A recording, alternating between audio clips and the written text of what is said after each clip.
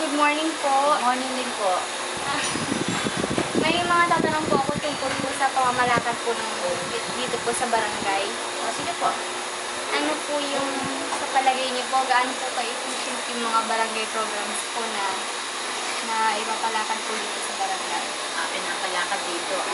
Sa palagay ko, maayos naman kami dito sa Meadowood. Unang-una, Meadowood ay isang executive village. So, hindi lang yung barangay ang nagsasagawa ng mga proyekto ng gobyerno, kundi pati na rin yung mga opisyalis ng asosasyon ng aming village. So, in tandem, sila yung nagpapalakad, marami silang proyekto, katulad ng meron yung basurahan namin, lagi yung inililigpit. Once a week, regular yan ang kinukuha ng mga basurero.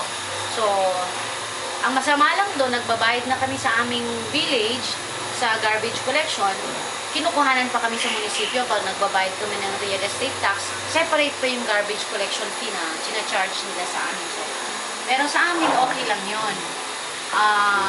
Tungkol naman sa maintenance sa mga bakanteng lote, pag nag-request naman ng isang resident na linisin yung mga katabi nila, kahit hindi sa kanila yun, dahil apektado nga ang kanilang kapaligiran, kung madumi na, mahahaba na yung mga damo, matataas na, nagre-request kami, kaagad namang ina-actionan yan at nililinis.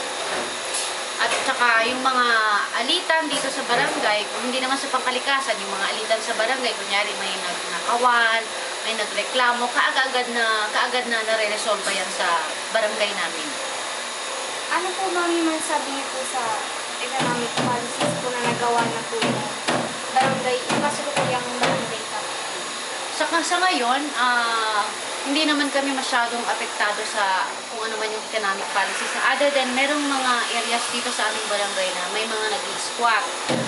Ang masama, pag araw ng kampanya, itong mga nag-squat, kinakarga yan ng mga kung sino man ang mga tumatakbo para makapunta sa barangay hall para makaboto.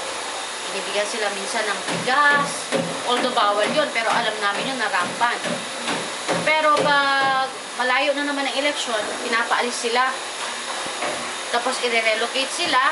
So lagi silang nare-relocate. Alam namin yun kasi yung tao ko dito sa negosyo ganun ang kanilang problema. Nare-relocate sila.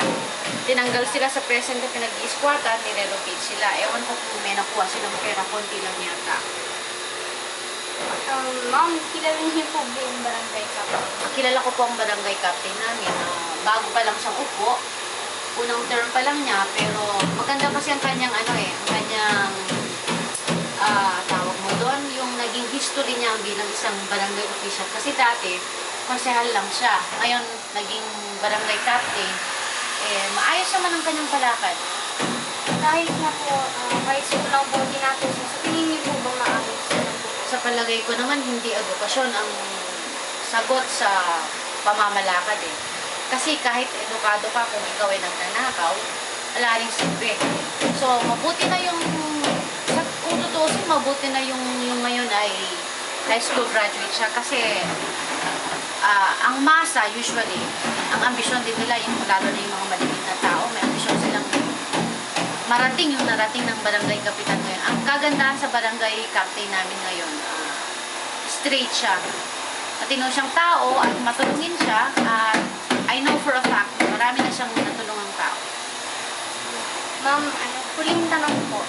Sa tingin niyo po, paano niyo po ma-rate itong buong barangay sa economic status? Sa economic status, kasi malagay po, Meadowood, part ng isang barangay na maliit lang. Mataas ang ang economic status dito. Unang-una, mahal ang lupa dito. Ang executive village, talagang mataas ang standard niya. Therefore, economically speaking, maganda ang status ng barangay na ito. Thank you po. You're welcome. Magandang umaga po.